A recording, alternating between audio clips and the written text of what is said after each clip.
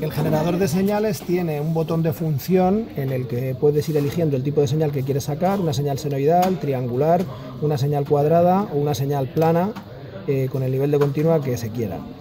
Elegimos la señal senoidal y para esta señal podemos elegir, lo primero que nos aparece es la frecuencia de la señal, que la podemos ir modificando.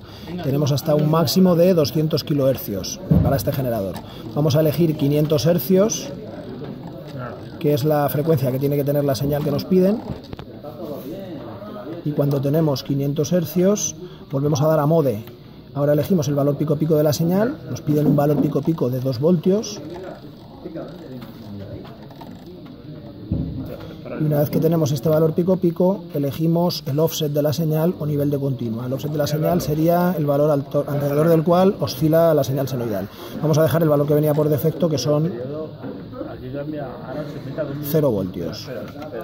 Con lo que ya tenemos la señal metida en la máquina. Nos aseguramos de que el atenuador está anulado con la palanca para arriba a 0 decibelios y sacamos la señal por el canal out del generador de señales. Con lo que ahora mismo lo que estamos haciendo es meter una señal senoidal a una resistencia de 4,7 kiloohmios.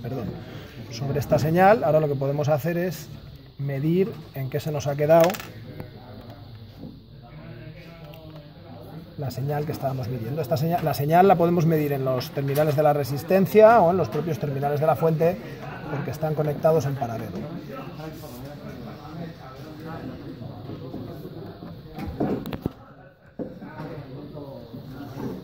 Ahí tenemos la señal senoidal aplicada a una resistencia de 4,7 kiloohmios. Si nos fijamos, el valor pico pico de la señal son 2 voltios, que son los 2 mismos voltios que le hemos pedido a la señal hace un momento. La frecuencia la tenemos aquí, 500 Hz, y aquí están los 2 voltios pico pico del valor de la señal.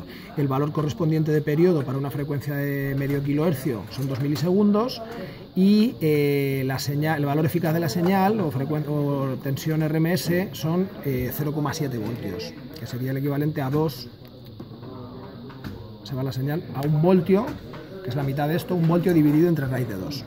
VRMS ciclo es el valor eficaz de esta señal.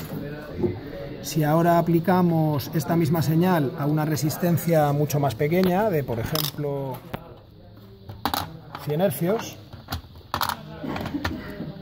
vemos cómo sacamos, volvemos a pinchar y vemos cómo la señal que yo pretendo sacar con la máquina, que era una señal de 2 voltios pico pico, al aplicársela a una carga grande de 100 ohmios, que pide más corriente, el generador no es capaz de mantener ese nivel de tensión y estamos sacando ahora mismo una señal con un valor pico pico de 1,4 voltios y no de 2 voltios como le estábamos pidiendo a la máquina. Que con el caso de la resistencia de 4,7 kiloohmios sí que era así. Vemos que la frecuencia siguen siendo 500 Hz.